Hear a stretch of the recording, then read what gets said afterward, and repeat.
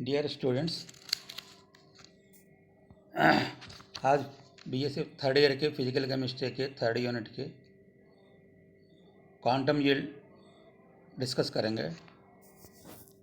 Quantum yield, what is quantum yield? किसी प्रकाश रासायनिक अभिक्रिया में दिए गए समय में उत्पादों में रूपांतरित होने वाले अणुओं की कुल संख्या तथा उसी समय में अवशोषित होने वाले फोटॉनों की कुल संख्या का अनुपात को क्वांटम दक्षता कहते हैं। इसे फाई द्वारा प्रदर्शित करते हैं। गणितीय रूप में फाई इज इक्वल टू दिए गए समय में अभिक्रिया करने वाले अणुओं की संख्या बटे उसी समय में अवशोषित फोटॉनों की संख्या।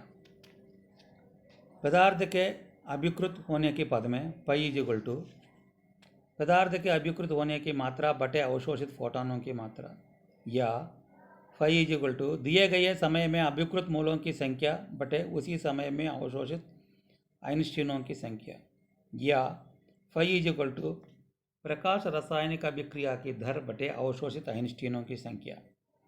ये है डिफरेंट डेफिनेशंस है किसकी? क्वांटम यील्ड की। प्रकाश रासायनिक तुल्यता नियमानुसार क्वांटम दक्षता का मान 1 होना चाहिए, लेकिन यह मान 0 से 10⁶ तक हो सकता है।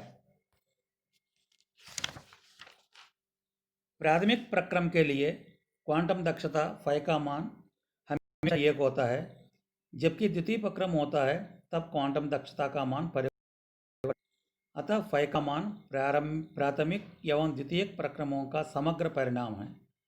क्वांटम दक्षता को ज्ञात करने के द्वितीय प्रक्रम को समझ सकते हैं। क्वांटम दक्षता को प्रभावित करने वाले कारक।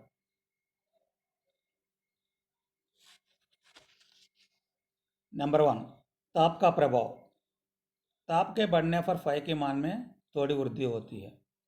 उदाहरण के लिए अमोनिया के अपघटन की क्वांटम दक्षता 100 डिग्री सेंटीग्रेड बढ़ाने पर लगभग 15 से 20% बढ़ जाती है। इसका मतलब क्वांटम दक्षता की जो इफेक्ट ताप का प्रभाव है क्वांटम दक्षता पर, ये कम है। वेवलेंथ का प्रभाव। वेवलेंथ के बढ़ने पर फाई के मान में कमी होती है। वेवलेंथ बढ़ने का मतलब ऊर्जा कम होगी तरंगों की ऊर्जा कम होने पर फाई के मान भी कम होती है। नंबर 3, प्रकाश की तीव्रता का प्रभाव।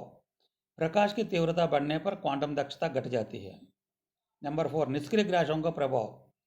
निष्क्रिय गैसों की उपस्थिति में क्वांटम दक्षता में वृद्धि होती है। अतः प्रकाश रासायनिक अभिक्रिया में ताप स्थिर रहना चाहिए और एकवर्णीय प्रकाश का उपयोग करना चाहिए।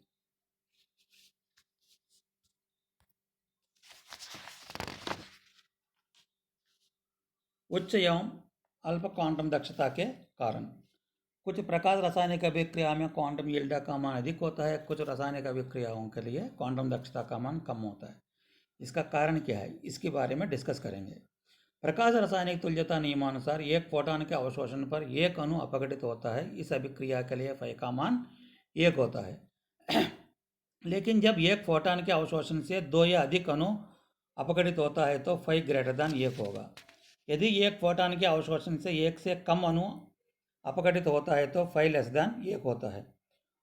उच्च क्वांटम दक्षता के कारण एक फोटॉन के अवशोषण से 1 से अधिक अणु अपघटित होता है तो फाई < 1 होगा। इसका कारण नंबर 1, एक फोटॉन के अवशोषण से प्राथमिक प्रक्रम में एक अणु का वियोजन होता है तथा उत्तेजित अणु द्वितीय प्रक्रम में एक अणु का और वियोजन है। AB + HNO = A + B, ये प्राथमिक प्रक्रम हो गया। द्वितीय प्रक्रम में क्या था? AB + A मतलब प्रथम प्रक्रम का एक अणु टूटा हुआ एक मुक्त मूलक का AB से क्रिया करके A2 + B बनाता है। 2 अणु का वियोजन कर रहे हैं, अतः फाई = 2 होगा। श्रृंखला अभिक्रिया जिसमें एक फोटॉन के अवशोषण से कई अणुओं के निर्माण होता है। मतलब जो अभिक्रिया श्रृंखला अभिक्रिया होता है, ये एक बार शुरू होने के बाद जब तक क्रियाकारकों में से एक क्रियाकारक खत्म नहीं होता तब तक अभिक्रिया लगातार चलता रहता है। उन अभिक्रियाओं में क्या होता है? फाई का मान 1 से बहुत अधिक होता है। नंबर 3, अभिक्रिया में मध्यवर्ती उत्पाद ऐसा हो जो उत्प्रेरक का कार्य करे, तब यह क्वांटम के अवशोषण से कई अणु रासायनिक परिवर्तन में भाग लेता है। मतलब क्या? एक मध्यवर्ती उत्पाद जो बनता है वो उत्प्रेरक का कार्य करता है मान लो, उस स्थिति में भी फाई का मान 1 से बहुत अधिक हो जाता है। नंबर 4, प्रकाश ऊर्जा के अवशोषण से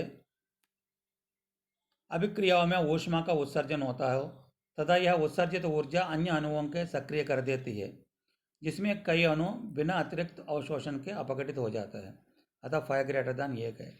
नंबर 5वां, प्राथमिक चरण में क्वांटम अवशोषण से सक्रिय अणु निष्क्रिय अणु के साथ टकराकर उसे भी सक्रिय कर देता है। यह सक्रिय अणु पुनः निष्क्रिय अणु के सक्रिय कर सकता है, इस प्रकार फाई का मान अधिक होगा। अल्प क्वांटम लब्धि के कारण नंबर 1, प्राथमिक चरण में फोटॉन के अवशोषण से सक्रिय अणु उत्पाद से रूपांतरित होने से पहले ही किन्हीं प्रक्रमों द्वारा विसक्रिय हो जाता है। नंबर 2, सक्रिय अणु निष्क्रिय अणु से टकराकर अपनी ऊर्जा खो देता है। नंबर 3, सक्रिय अणुओं में से कुछ अणुओं को इतनी ऊर्जा नहीं मिल पाती है कि वे उत्पाद में परिवर्तित हो। और नंबर 4, प्राथमिक प्रकाश रासायनिक अभिक्रिया पुनः प्रतीत होने लगे, मतलब 2A इम्प्लेसन इम्प्लाइड बाई A2 हो रहे, वापस A2 दो जुड़ के वापस 2A बना रहे मान लो।